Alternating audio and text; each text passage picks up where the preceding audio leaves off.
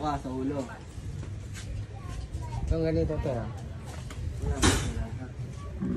Isang mapagpalang tanghali sa lahat. Sumayin niyo po ang kapayapaan. So ito ay isa sa aming mga paraan na kung saan tinatanggal po ang mga negatibo at karga sa ibang paraan na hindi na kailangan pang ulihin. So ito ay isa sa aming dito, Tatak Espiritu Vedica. Yung bata yung namatay. Sa gamutan. Yung kabaong ng bata, lumalaki ang bata. Mga physical na sakit at karamdaman. Sabi nga po namin lagi dito, hindi lang po physical, hindi lang po spiritual ang ating hinaharap, kundi unay ang kalusugan, ang mga physical na sakit na mayroon kayo ay hinaharap din po dito ha. Kaya po kami ay bukas para sa lahat po. Ulitin ko po, ang aming gamutan ay wala pong bayad yan. Wala po tayong pag-uusapan tungkol sa kung magkano inyong babayaran.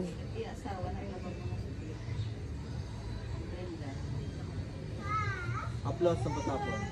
Tatanong po ang iba dito kung kailangan pa magpa-schedule. No need na po, walk-in lang po kayo. At tulad po ng inyong tinatanong kung merong mapaparkingan, yes po, maluwag po ang ating daan sa labas.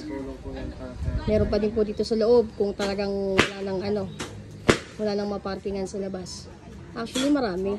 Mga mababait naman yung kapitbahay ko dito sa aming likod, sa gilid po. So pwede po yan. Kahit po double parking, kasya po ang sasakyan. So kami tuloy lamang po sa Gampanin.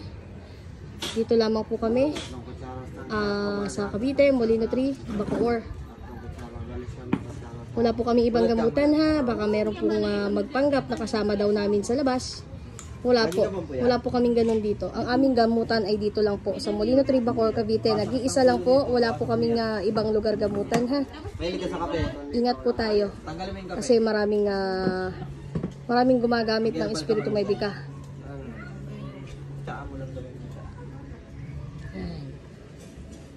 Ang iba sa aming mga pamamaraan at sabi ko nga po, hindi lang po iisa.